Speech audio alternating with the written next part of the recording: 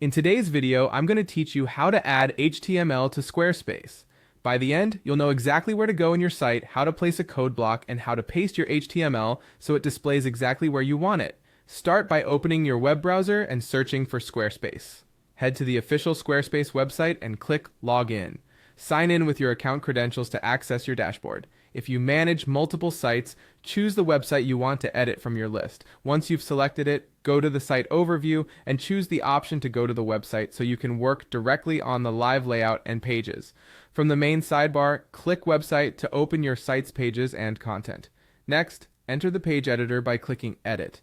You'll see your page sections highlight as you hover, which means you can add or modify content. Look for an insert point and select Add Block. A panel will open with a search bar at the top. Type code into the search to quickly filter the options, then choose the code block. Before you drop it in, think about where the HTML should live. Code blocks can sit inside sections, columns, or stacks of content. Click and drag the code block to position it exactly where you want it on the page. You'll see visual guides that help you snap it into place for a clean layout. Once the block is placed, open its editor if it doesn't open automatically. Confirm the mode is set to HTML so your markup is interpreted correctly. This ensures the block renders your content instead of showing it as plain text. Now paste or type your HTML into the editor. Keep your code tidy and well indented so it's easy to adjust later.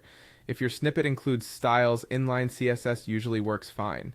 If it includes scripts, note that some advanced JavaScript may be restricted in a code block. In those cases, consider your site's code injection settings or a footer placement depending on your plan and needs. Use the on-page preview to confirm everything looks right. If formatting seems off, double-check your tags and close any that might be open. Test on different screen widths using the built-in responsive preview so your HTML looks good on mobile and desktop.